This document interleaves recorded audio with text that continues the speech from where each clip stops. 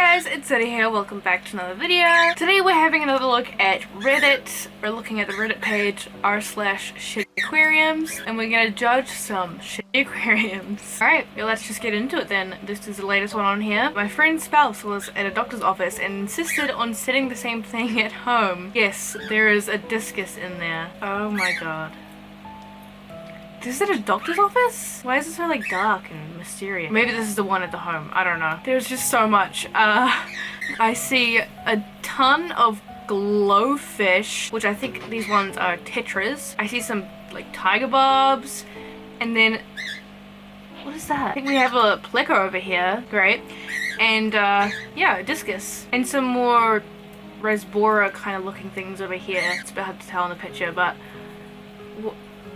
why? Why would you have this many fish in such a small tank? I mean, at least I think that they have a decent filter. It's really big for the tank, which I guess is a good thing, but why overstock it so much? Like, they're still probably not going to live very long because there's just so many shoved in there. This looks like it would be like a temporary emergency tank or something, not a proper tank that you would leave fish in. I always hate axolotl ones. I feel like they're always the worst. So listen to pet rehoming group. I mean, at least they're rehoming them. Hopefully someone who actually knows how to care for them will get them. Oh my god, they're such a pretty axolotl too. Look at that coloring. But they're housed on, I think it's like really tiny blue gravel, or what even is that? I don't know. And there's another one there. They look quite skinny as well, but they do have good gill looking fluff, surprisingly, because this water, what is even going on with this water? It's like brown and so cloudy. There's a divider in there to keep them from killing each other. Okay, that's weird. I mean, axolotls aren't well known for being aggressive, so it's kind of weird that they need that. Usually axolotls will accidentally like hurt each other or accidentally bite the other one's limbs or something because they're just got really bad eyesight. They're not usually like intentionally aggressive. I do see a lot of, unfortunately, bad axolotl tanks on like Facebook and stuff. I saw one recently actually, and they said in the description that you can take out the axolotl out of the tank and it walks around the room. Unfortunately, they were nowhere near me, so I couldn't get them. If they were near me, I would definitely try to get it. I think someone else ended up getting it. I'm not really sure what happened, but yeah, that was definitely one of the worst ones I've seen. Such a sad face. I mean, to be fair, goldfish always look kind of sad, but oh, what even is this? Is not even a fish bowl, which is already terrible. This is like a vase or something. The argument of he looks happy doesn't work with this fish. Oh my god, that's true. This is something that a lot of people say is, my fish looks happy, therefore he is happy. Did he tell you that? Why is the water red? How did that even happen? Rehoming fee of $100? Why? Oh my god. This is at an aquarium? No way. The axolotl exhibit at the Aquarium of Boys, I don't know what that is absolutely depressing. So they're, first of all, they're on gravel, or rocks, but these are still, even though they're a bit bigger than usual gravel, they're still big enough, especially these ones like over here. There's definitely some small ones in there for an axolotl to eat. They have to be like double the size of an axolotl's like head for it to be safe. And these aren't double. And then, even worse, they're housed with goldfish for some reason, which is just like not a good idea to house axolotls with any fish, just because there's really no benefit to it. There's only risks, so it's not worth it in my opinion. At least they're with coldwater fish. Sometimes people will put tropical fish with them for some reason.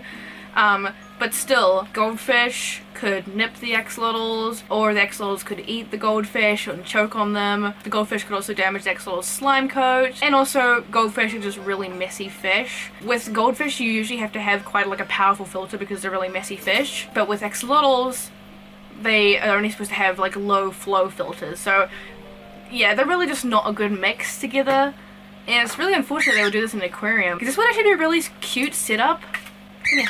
Don't sit on my keyboard, please, little man. This would actually be a good setup if they had sand at the bottom or nothing at the bottom. And these like, you know, plants and stuff look good in the like driftwood, and without the goldfish too. My friend's goldfish tank, is that a cup? I like that there's just like a rock and a piece of bamboo. What What are they trying to achieve here? Housemate asked me to take care of his axolotls while he was on holiday. What's wrong with this? This is literally like fine. What's the problem? I don't get it. Yeah, I don't really see the big deal. This looks pretty normal to me. Axolotls don't really need much. They don't need substrate. Obviously it's good to have some hides, and oh, that's probably the thing then. There's no hides. This looks like a good size. Has a filter over here. Axolotls can easily injure themselves on things, so it's best not to have too much things in your tank a lot of the time. I don't see why this one's shitty. The size seems good as well, although there's 2 in here. I didn't notice that one. Oh, they actually did a new tank for them. This is so much better. Okay, that's cool. I mean, this one I don't think is like that bad. I guess compared to all the other shitty aquariums you see on here, this is really not bad. I would just say definitely add some hides, but this is definitely better. Like, you don't have to have substrate with axolotls. Some people say that it stresses them out having no substrate, but there's really no evidence of that. I think people just kind of made that up, to be honest. It doesn't really seem to bother them. I mean, I have sand in my tanks. I like having sand, and I like having heaps of plants and stuff, but you don't necessarily have to. This definitely looks a lot better, and it's got a lot more hides for them, you know, which is good. Although I don't know if they're going to fit in these. I do see that a lot of people tend to assume that if an axolotl tank doesn't have like substrate and doesn't have much stuff in it, that it's automatically like a terrible tank, which I don't agree with, because they don't need to have a lot of stuff. They don't really care. But it's cool to see the improvement of this tank anyway. My friend's turtle habitat. Is this it? Like, how is this a habitat? It's just... Oh my god. What the fuck is... What the fuck? This is not a habitat. There's just like some rocks, I guess, so they can kind of go out of water if they want to, but not really. They can't even swim. So what even is the point? Like, what's the point of this whole thing? They're so big too. Look at them. Honestly, you're not even really supposed to house redhead sliders together because they can fight. Especially if it's in a small tank like this. But like, what even is happening? They can't bask. There's no lights. No basking lights, so...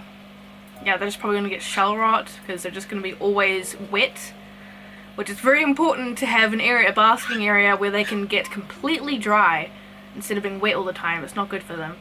But yeah, this poor thing. This is your friend, by the way. I really hope you said something, because if I was at a friend's house, I would 100% say something. I know it's hard, but when something like this is blatant animal abuse, probably unintentional, but come on, this is awful. You can kindly try to help them, and if they don't want to listen to your help, then steal them and never talk to them ever again. I puked in the fishbowl.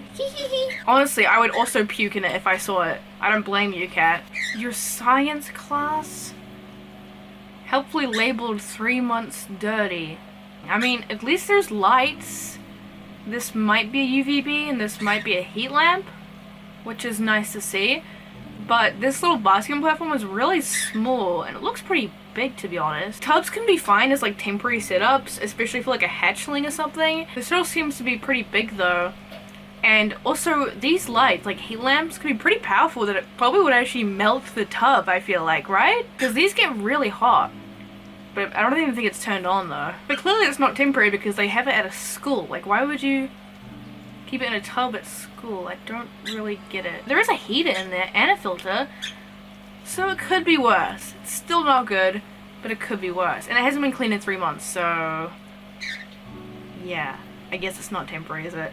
I don't know. I guess I like to hope that it's temporary, but it's probably not. I think I have yet to see a good animal setup at a school. I think I've said before, I don't think it's really necessarily a bad idea to like educate kids on animal care by having a class pet. However, it's usually not done very well. And it's very rare I see one that's actually done well. So yeah, please don't like twist my words and think that I think every class pet is good or something, because clearly usually they're not. But I do think it's very important to teach kids about animal care, and sometimes having a small class pet can help with that.